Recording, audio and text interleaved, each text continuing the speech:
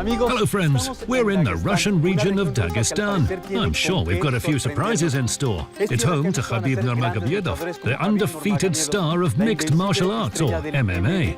The region also boasts Russia's two oldest cities, and even has its own version of Machu Picchu. And that's a good enough reason to set out on our journey, so let's go.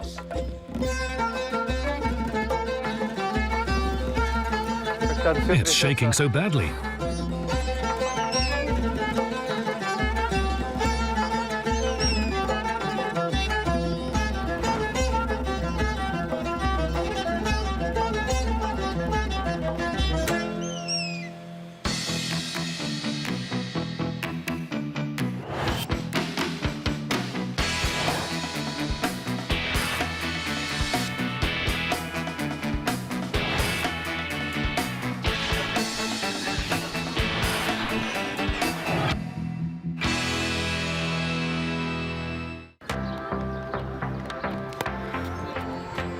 Welcome to Makhachkala, capital of the Republic of Dagestan. It's the largest city in the North Caucasus and has a population of just over 600,000.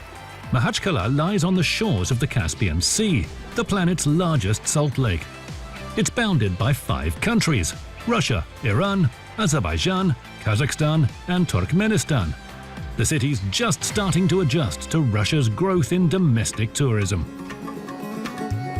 It's worth spending a day or two here to get to know Dagestan's culture and customs. They're certainly different from what tourists find in Moscow.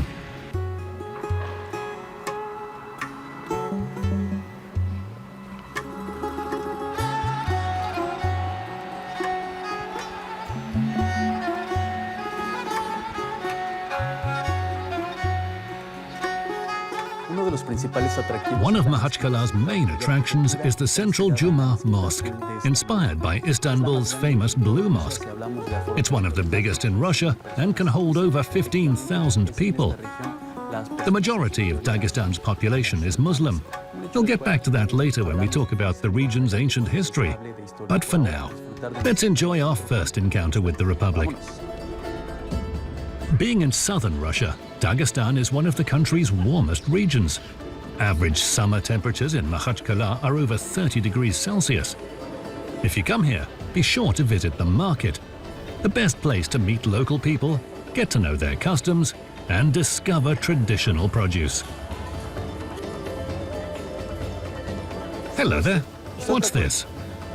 It's urbech. Wow. Yes, just like Nutella. Much better, actually.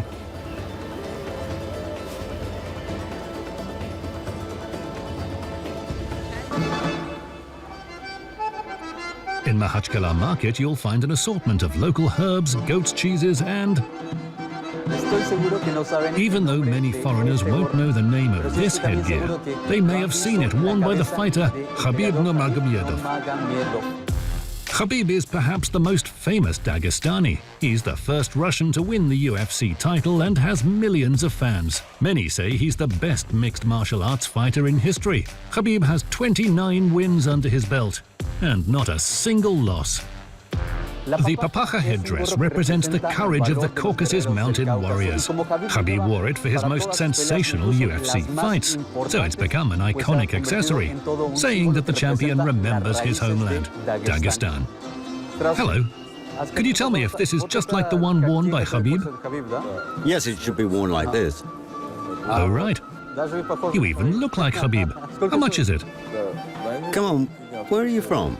I'm from Mexico. No, really. You're a guest, so it's a gift. You don't have to do that. Seriously, you owe me nothing. Thank you so much. I wear it like this. Yeah. Well, now I'm ready to fight. In 2019, Khabib opened a martial arts school in Makhachkala and named it after his father, who was one of Russia's most famous coaches. It's helping to make the sport more accessible to Dagestani children and teenagers. It's also a place where they unlock future champions' potential. Among the styles taught here are combat sambo, Thai boxing, grappling, MMA, and the key discipline, freestyle wrestling. Well, I'm ready. Okay, you can start now. Like this? It's okay? Very suitable. It's okay, right? Just what you need to wear for practice. Why are there so many freestyle wrestling champions in Dagestan? The Caucasus Mountains are famous for their warriors. Our ancestors, grandfathers and great-grandfathers passed down the fighting spirit to us. What meant war to them has transformed into a sport. Competition's also very strong here. Every other child in Dagestan takes freestyle wrestling classes, or classes are sold out. Everyone wants to be a bit like Khabib. So we're now trying to pass on to the kids what our late coach, Abdullah Magomedovich, taught us. Stuff about his upbringing, his lifestyle. He used to say it's all about discipline, discipline and more discipline. Without discipline, we're nothing. How do you start training? I've never trained before. We'll teach you now. Watch me closely. You see the leg? Now look at the leg. I take a step forward, I bend the knee and put my hand out like this. You see my back leg goes forward and then like this. Go. 1, 2, there. Come on. Come on. Good job. Come on, move, move. There. Well done. Yeah, that's great.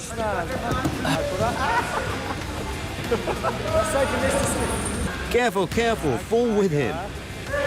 Take a step. Watch your foot. You pull him in and throw him to the side. Great. Perfect.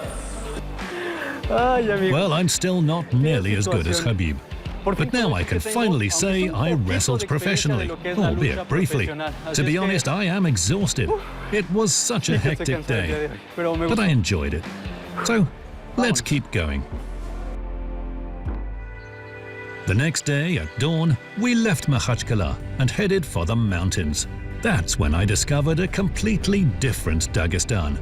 So calm and majestic, where time seems to have stopped. Admiring the views, we approached one of Russia's most incredible natural beauties, the Sulak Canyon. I've never felt such a strong wind blowing on my back. I'm about to be blown away, but I don't mind. The view is truly staggering. When we reached Sulak Canyon and looked at the scenery, I forgot everything. I'm going to try to get a little closer. Look at the unreal color of the water. It's as if someone's used an Instagram filter.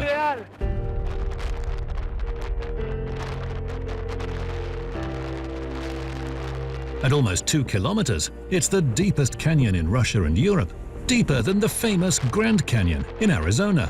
The Sulak Canyon stretches 53 kilometers, and with the picturesque Sulak River flowing along the bottom, it is without doubt the region's most popular attraction.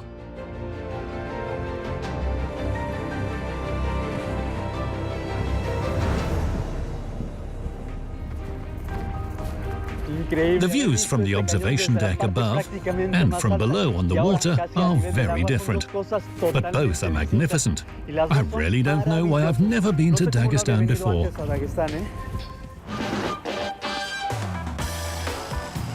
The Sulak River used to be called Koisu, which means sheep's water in the local dialect.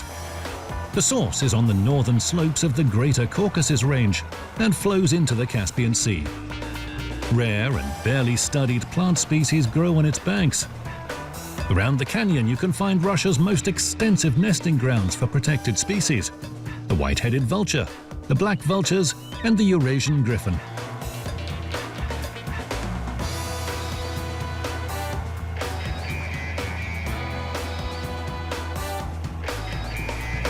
The canyon is relatively narrow, so if the boat speeds up a little, you immediately feel the speed and the adrenaline rush. It's so beautiful here. The Sulak Canyon presents a unique display of the planet's geological history. There are fossils of scientific value here.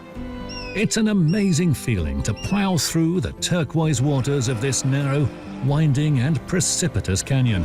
By the way, the Sulak River supplies Makhachkala and other towns in the region with water.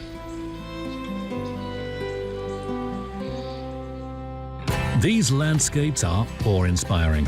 Wherever you look, there's natural beauty, But Dagestan's picturesque mountain views aren't the only things that impress the tourists. There are ancient settlements here, where medieval buildings have been preserved to this day. We're going to visit one of the region's most mysterious mountainous villages. Many tourists have dubbed it the Russian Machu Picchu. Like the famous Inca city, this Dagestan Aul, or settlement, nestles among the clouds in a relatively inaccessible position. To get here, you have to climb 1.5 miles up a mountain slope. But there is another option, on horseback. I feel like I've already walked 5 or 6 kilometers, and we still haven't reached our destination. Oh well, let's keep walking.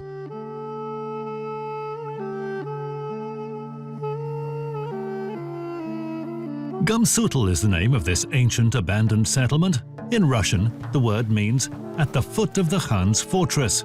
It's believed that Avar Khan founded Gamsutl. The Khan lived on the mountaintop, and his warriors built their homes around his. The settlement was strategically placed and therefore secure. From this mountaintop vantage point, the Khan could observe all the land at the foot of the mountain, while he remained invisible. Thanks to the location, the Aul of Gamsutl was never conquered. The houses were built close to the rocks, and the roofs were made of logs and then covered with earth.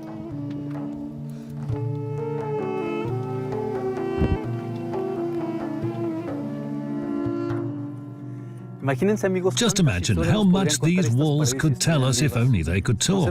The houses are well preserved, including windows and doors. Considering their age, they look pretty good. Incidentally, I've heard that visitors, according to Highlander law, were always welcome to enjoy the hospitality for as long as they wanted. The doors of these houses were always open, and guests were treated with great respect. Look, this one isn't locked either. When the people left the village, they left the doors of their homes open, so that any guest could enter, and these houses remain open to this day. Walking through these streets, I can't help but imagine them once being filled with voices, children's laughter, and the sounds of musical instruments. Gamsutl is often called a ghost village. Local guides like to add a touch of mystery to their stories about the settlement, but in fact there's nothing mysterious about why it was abandoned. A few centuries ago, a cholera epidemic broke out and significantly reduced the village population. Nevertheless, in the middle of the 20th century, during Soviet times, quite a few people still lived here. But then the young ones started moving away to the cities, or bigger, more comfortable villages. The elders who remained simply died out.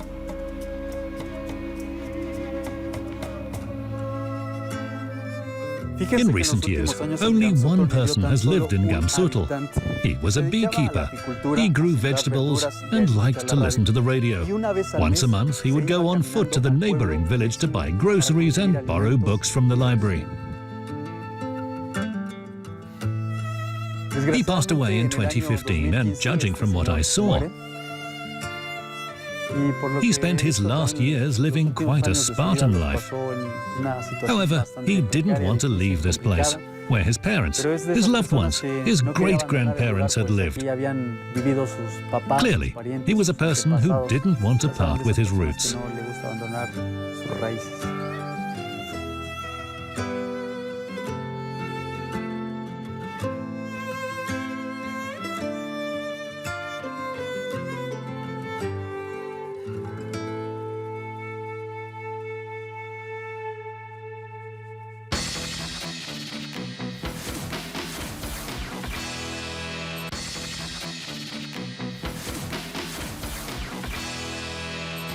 The next day we arrived in Derbent, Russia's southernmost city. First mentioned in the 6th century BC, it's one of the country's oldest cities. It had a strong system of fortifications, whose central part, the Naryn Kala fortress, was built by the Persians.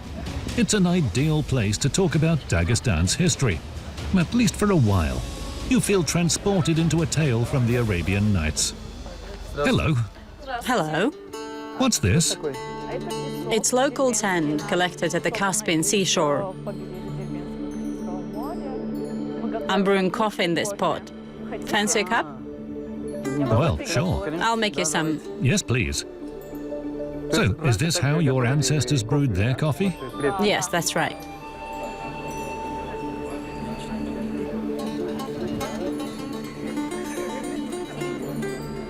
Thank you. You're welcome. Try it.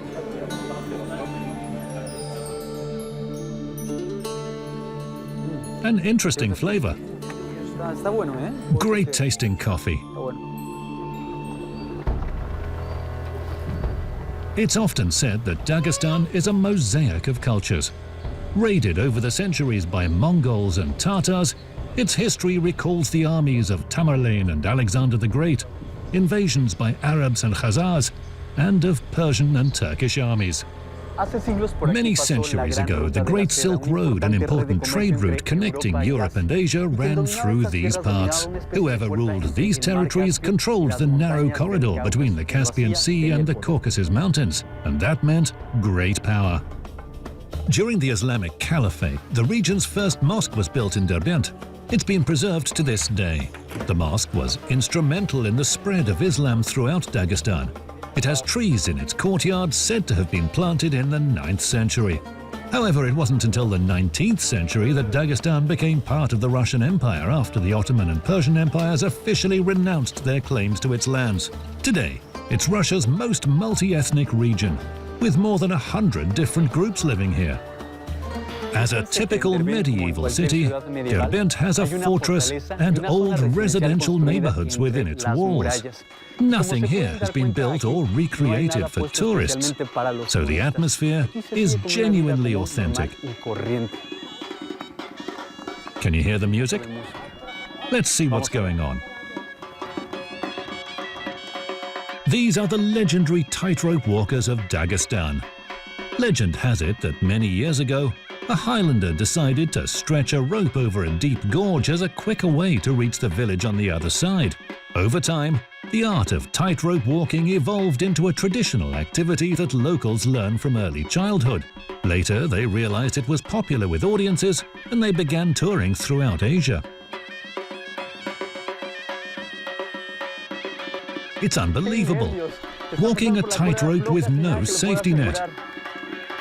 I think I'm more worried than she is. The story of tightrope walking over the gorge to the neighboring village is, of course, just a legend. However, in Soviet times, the fame of Dagestan's circus dynasties echoed throughout the country, and they're still popular today. How long have you been doing this? I started tightrope walking when I was about 3 years old. My older brother was a tightrope walker.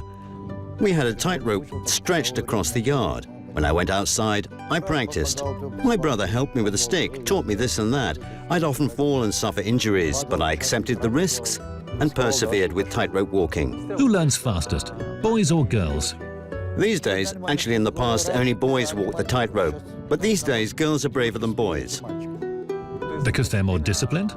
What does it depend on? It depends on the sense of balance and the degree of fear. Girls have a better understanding of balance. Are you frightened? No. Did you learn tightrope walking straight away? First, I walked with a harness, but then discarded it. After that, I wasn't afraid of anything. That's how I started. Do you believe I can walk a tightrope? Will you hold it for me? I weigh 83 kilos after 4 days in Dagestan. The tightrope will hold you.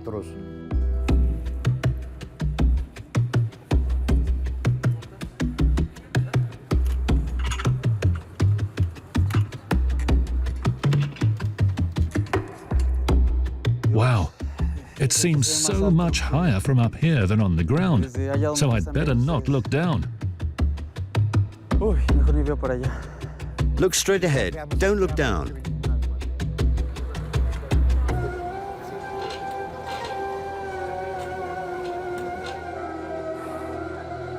Darn it.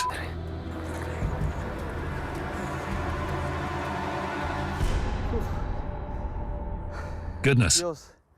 I tried to take a step, but a little voice inside says, don't do it, you shouldn't do this. Give him the other one. Try walking with 2 sticks.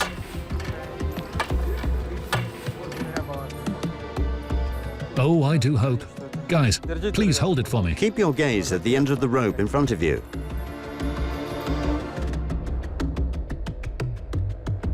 My legs are trembling. Oh, Lord. Go forward. Don't panic. Oh, oh, oh. It's all shaking. The legs shake when you're not moving. Bounce lightly on the rope. Get a feel for it.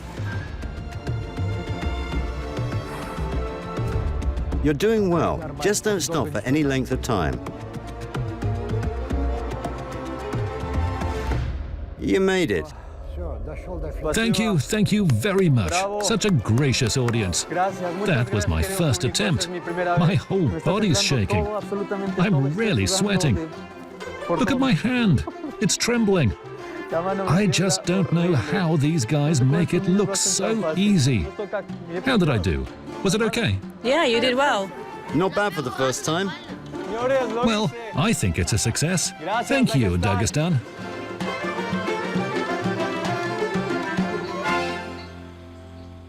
Each village in Dagestan's mountains is known for a craft. Some are home to famous tightrope walkers, others to carpet weavers or pottery workers.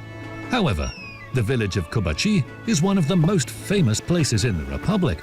The men here have been perfecting the art of making weapons for centuries, while the women are renowned for gold thread embroidery. You won't find scarves like this anywhere else in Dagestan, only in the village of Kubachi.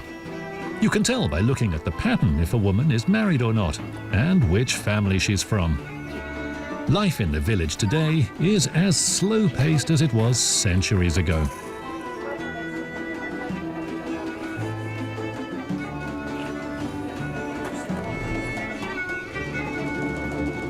Fíjense que hay una historia bastante peculiar sobre. I'll tell you a fascinating story about the village of Kubachi. There's a legend that it was once surrounded by an enemy army. One of the elders suggested taking large water jugs made by local craftsmen and placing them on the roofs of the houses with their necks facing towards the enemy army. The jugs gleamed in the sun, and from afar, the enemy mistook them for cannon and decided to retreat. And so, the village was saved, thanks to pottery made by Kubachi's artisans.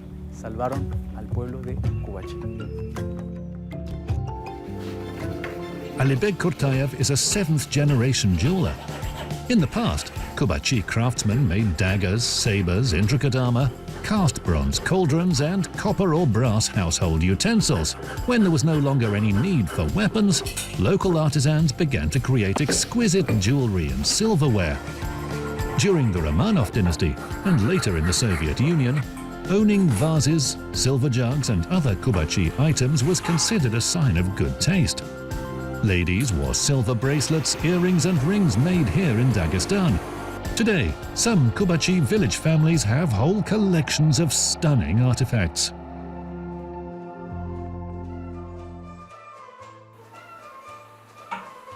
Good afternoon. Hello. I see you have quite a museum here. These dinnerware pieces have been collected over hundreds of years. We're in a Kubachi guest room. Whenever someone went abroad, be it France or Iran, they'd buy a blue and white porcelain item to add to the collection. Then, when a daughter got married, her mother would give them to her as a dowry. She, in turn, would continue collecting them to pass on to her daughter. How long have you been making Kubachi items? Since I was a child. My father worked at the Kubachi factory as an engraver, and my mother worked as an assembler. When I was a schoolboy, I used to come to my grandfather's house, and he would give me a pencil and a piece of paper and teach me how to draw. I watched him as he worked. I'd say my first toys after rattles were a hammer and some pliers, and that's how I learnt the trade. I'd say it was pretty much the same for every Kubachi resident. Did you make this chess set yourself? Yes, it's my work. Can we play? Why not? Why to move?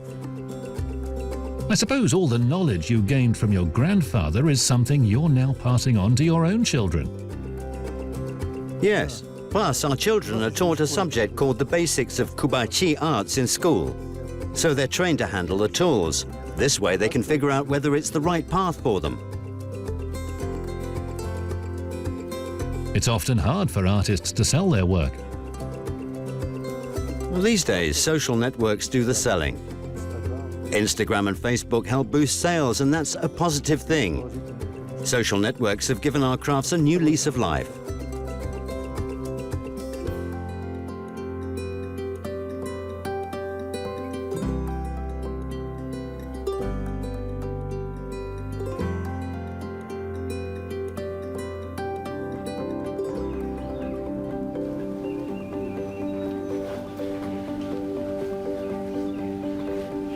So my journey is coming to an end. Dagestan astounded me with its beauty, hospitality, and generosity. Traditions here are handed down from generation to generation, and the locals are very proud of them. I had hoped to say goodbye in the local language, but on this trip I've learned that 14 official languages and more than 100 regional dialects are spoken in Dagestan. So to avoid offending anyone here, I'll sign off in Spanish. Hasta la vista, Dagestan. See you again soon.